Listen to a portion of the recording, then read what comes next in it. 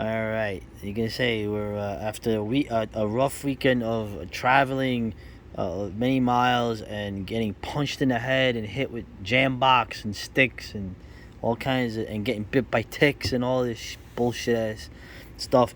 We have the Evan Williams Small Batch 1783 Kentucky Straight Bourbon Whiskey, the banks of the Ohio River. But we're talking about Washington. Okay, we're talking about after the Revolutionary War, the War for Independence. What does this connection have to do with this whiskey, right? The date, And 1783. 1783. Okay. So the banks And of Washington. the banks of the Ohio in Kentucky. Right. Kentucky is the dark and bloody ground. Amongst the Native Americans, it was an unoccupied land. It's where you hunted, and it's also where many of the animals, like the elk and the bison, went to the salt licks. Daniel Boone ended up settling it. He lost a son there. 1783, the British lose the American Revolution. Between 1783 and 1790, something like 25,000 Americans floated down the Ohio River trying to escape the whole plantation matrix. They were headed into enemy territory. To the south was the dark and bloody ground settled by the Kentuckians, who were largely guys that came up from the area we were just in Tennessee. The Republic of Franklin, which is extreme southwestern Virginia, extreme northwestern North Carolina, and extreme eastern Tennessee. For a while, that was, people wanted that to be a state. There was even going to be a state for Delaware Indians. And I think they gave their name, the state of Franklin, to try to get Benjamin Franklin on board. Didn't work out. Who are these people, real quick? It grew out of, these are Scotch-Irish, and it grew out of the wars of regulation, in which the British Empire took the side of the Cherokee against the Scotch-Irish. Okay, so there's the American government inherits the problem of an extended open frontier. They inherit that from the British, and the British inherited it from the French. Now, Washington, he was a player. Yeah.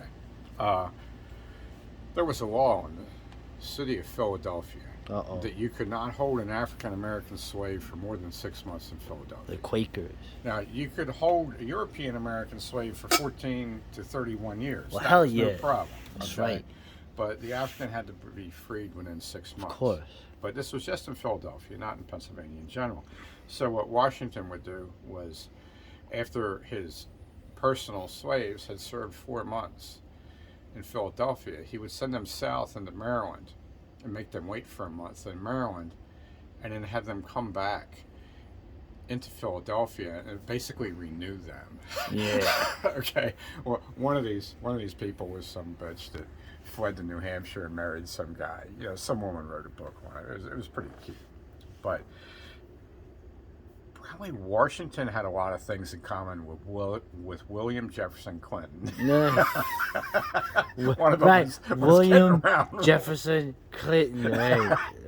One of them was getting around roles, and he's also a big dude. Come on, give him credit. The guy had to be married to anyway. Yeah, to the Gorgon Queen. No. So, in 1783, Ohio was occupied by the Shawnee, who have alternately been scalp hunters for the English and enemies of the Americans. There was even a critter called the Grenadier Squaw.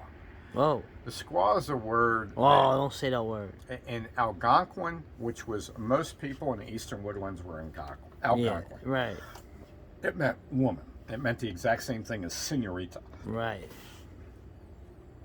Amongst the Iroquois, who were the most famous of the Indians, and the most famous of the Iroquois were the Mohawks, right, under Joseph Brant. Amongst the Iroquois, Squaw meant vagina. Oh, well, Okay. because the Iroquois would mess with the Algonquin, or like Okay. fight the Algonquins. So now squaws Take their women. taking on this. But what the grenadier squaw was a young woman who was as big as a grenadier, which means she was 5'10". Oh. And she actually sided with the Americans against the Shawnee, and she was a rebel against her own people. Oh. And she had this little fortified village where they would help supply the American frontiers people against the Shawnee. So the Shawnee didn't like her that much. The Shawnee went back and forth. They were split to begin with between different chiefs that disagreed with how to deal with the Americans. Lord Dunmore rescued the Shawnees from the Irish Americans that came up out of West Virginia at the Battle of Point Pleasant, and inflicted a defeat upon the Shawnee, very close defeat, and were then going to capitalize on that. And Lord Dunmore, who was a British governor, prevented this from happening. Yeah. A treaty with the Shawnee. It's always against So the Irish. this is a huge mess out in the Ohio Valley. Washington inherits it, and eventually you end up with a taxation squabble that's called the Whiskey Rebellion. And nobody's actually killed in the Whiskey Rebellion. Washington does demand that an army be marshaled and sent out west, which means into the Appalachians. Lewis and Clark, Meriwether Lewis, who would be one of these two men that went all the way to the Pacific Ocean exploring the West. Meriwether Lewis ended up becoming a lieutenant during the Whiskey Rebellion, and he left a very informative diary. There was a lot of men. For instance, the servant that served him was an unfree man that was not from Africa. He was from Europe. What do you mean? Oh, what? I get it. We can't put those two words together. The one that Oh. begins with a W and the one that begins with an S, you can't put them together. You might get kicked off YouTube. No. So there was most of the people that died in the Whiskey Rebellion were conscript soldiers that Scum. that lived out in tents in a very wet, rainy, cold season, and they died of influenza. And if these men ran away, the U.S. government paid Shawnee warriors, who were actually enemies of the United States. Right. They paid them $15 to $20 for the scalp Back of the then, runaway. damn, Just $20 for was a scalp. lot back then. Not even bring this cracker back. No, just bring his hair back so the other crackers will know not to run away. That's right. Okay, so this is, along with Washington ordering the execution of some deserters during the starving months in Valley Forge, he's also ordering the hunting and killing of Americans by barbarian enemies. Okay, in order to keep his army together, but this is what he has to do. Okay, he's a creature of power. He has to wield power. Right, power. And this is what he does. The Whiskey Rebellion goes away. You just put an army in the field, a whole bunch of these guys you put in the field, they die, and then the rebels ran away. Eventually, Washington faces the crisis of the fact that he has to repay a war debt Yes.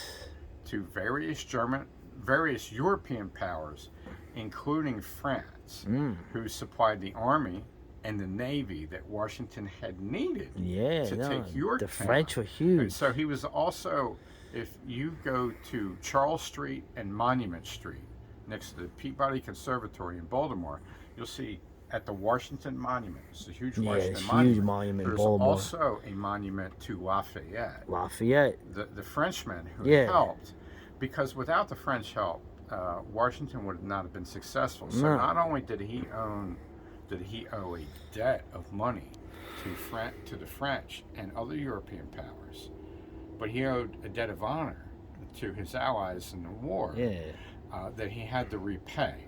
Yeah, I showed you in New York. The Lafayette Monument was huge in Brooklyn. Yeah. So Washington needs money. Yes, right. And Money. the money that is to be had is by selling tribal lands. And this puts him on a collision course with a guy named Turtle. Wait, you saying real estate? It's all real. Real Move estate. to real estate, yeah. So flipping real estate. Flipping it. Basically, Washington's like the first Section 8 guy. Right. Okay. He's the first blockbuster. Oh man. Okay. Yeah, you know, in New York and all these other cities, you know who was responsible for all that? The mafia. Yeah, the mafia, not other people. Anyways. Now, one thing that Washington did do, there was a mutiny, I think in the Bahamas, of a British naval ship that resulted in the death of the captain. One of the people that mutinied was an American man who had been abducted by the British. Yeah. And forced to serve on the ship. His expatriation was required by the British Crown, or the Admiralty, I forget who, I think it was the Admiralty. After Washington had become president, Washington signed the extradition orders. This man, who was an American patriot, who participated in a mutiny on a British man of war that resulted in the death of the British captain, George Washington sent him back to England to be hanged. They gotta go back. To be tried and hanged. This was a real politic move. Right. He had to do this. He is now the president of a very young country that is in debt, that has a military force that numbers under 80 men. Yes. There are less than 80 men in Right. the American military. Right. After this war is over, and they're all in the artillery. Right. Yeah, the debts were huge after the war. So how are we gonna get a larger army? There needs to be some kind of there needs to be some reason to have a huge army. Like something happens to the guys you have to justify getting more money. Where does this? What happens? We'll cover that in the video about Turtle, because Turtle ends up being the guy that George Washington needs. And who is Turtle, real quick? Turtle was a young man in 1780 or 1779. He was a half-breed. He was half Miami, I think. Miami. I think that was his tribe. And he was half something else. We don't know. He didn't have the authority to raise a war party, so he had to go to the village elders. And he began his career defending his own village, and ended his career by having a meeting with George Washington in Washington, D.C., in which George Washington handed him a sword. Oh, wow. And this man, Turtle, engineered the largest defeat of the American military that has ever happened. Oh, wow. In terms of relative military strength to population, the defeat that little Turtle and his men put on George Washington's army under Sinclair was 3 times as bad as what happened to Custer, and was worse than anything that happened to the American military afterwards outside of the American Civil War. Interesting. Okay, yeah. so Washington wanted to emancipate his African American slaves, all of them, because he didn't think they were worth very much. Oh, man. Oh, now I changed. I don't like him. He wanted to replace them. He thought, rather than having an African that you had to support until they died, after getting as much work out of them as you could, rather than have an African for 60 years or 30 years, he wanted to have a German for 3 years. So Washington was essentially in agreement with Vince, the ShamWow guy. Okay, from the Germans, they declared that everything that the Germans made was great. But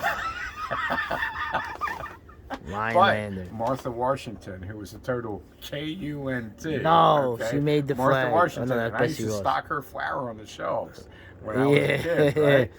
Martha Washington went to the Virginia legislature and had George Washington's own will overturned so that she could keep her own African American slaves.